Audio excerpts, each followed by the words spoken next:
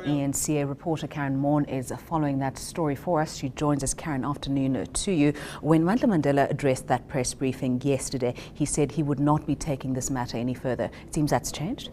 Well, basically what happened was that he brought an attempt to stay the exhumation of the remains. That failed. But he is persisting with his rescission application. His lawyers have told us he wants an explanation for how that application was brought to court, and he particularly wants to know which family members were knowingly participant in it. Interestingly enough, we did see Ndaba Mandela and some of the other Mandelas at that court hearing, but we haven't heard from someone like, for instance, Graça Machel, who is cited as one of the applicants. We haven't heard from Winnie Madikizela Mandela as whether they were willing participants in this case.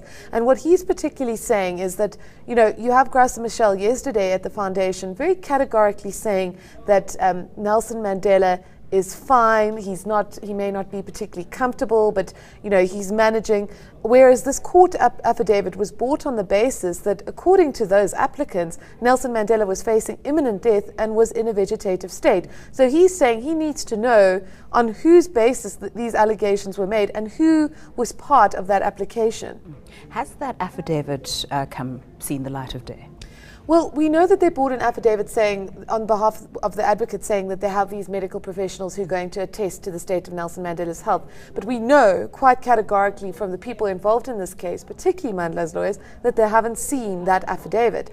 And remember that doctors are very cautious about putting their names to that kind of claim about someone's health. We, of course, have several of Mandela's friends coming forward saying that, in fact, they've seen him and he is not in a vegetative state, and certainly doesn't appear to be exhibiting any of the signs of, you know, being brain dead, which is essentially the suggestion that is being made in these court papers. Is the inference now being made that someone has lied to get that affidavit, or to stipulate in that affidavit that Nelson Mandela was in fact quite ill? Well, remember the courts were in recess, so these people had to bring an urgent application, and the basis of bringing an urgent application is to go to a court of law and say, this situation is urgent. Look here, you know, he's in very bad health. We need to sort this out. We need to sort out his burial situation, etc., etc., etc.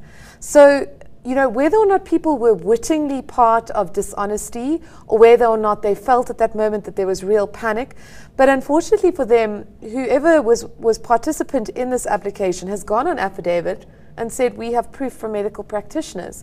That proof hasn't emerged, and given the level that we've seen of anger and outrage that we've seen from Mandela, he's going to demand that affidavit, and people are going to have to produce it or admit that perhaps they should have been a bit more taciturn in the way they expressed these thoughts on the former president's health. Subsequent to this, has there now been any response from Nikiwe Mandela or her legal team? We haven't heard anything. I mean, they have, I think, about 10 or 15 days in which to respond to the rescission application. We may well see settlement negotiations going on. But I mean, the battle lines are very clearly drawn at this point. Mandela really the only person coming out publicly to state, you know, his unhappiness about what happened. Of course, we have spoken to his younger brother Mabuza, who has sort of shied away from allegations that he fathered a child with his brother's wife. But we haven't really seen any of the other family members come out and say anything. Graça Machel's office saying she's not going to comment. Winnie Mandela's office saying she's not going to comment. So there seems to be a real drawback from the family, and it's going to be fascinating to see who actually gives those confirmatory affidavits and says, yes, quite categorically, I am part of this case. I'm joining my forces with Nikiwe. I am part of this litigation. Has there been any response from the family to the criticism by people like Archbishop Desmond Tutu to how this whole saga has played out over the past few days, asking essentially for them to rein themselves in? Well, when I spoke to Graça Machel's office, she you know, I asked one of her spokespeople if she was going to be prepared to speak about that, and she just said to me, please just understand, she's in the hospital. She wants to be with him.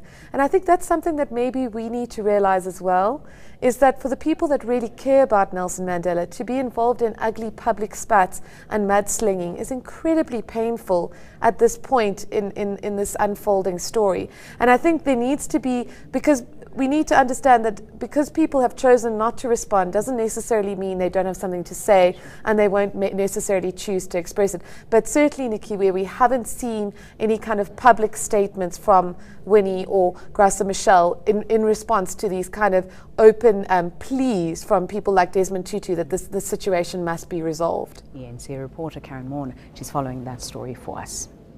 News that moves. eNCA.com.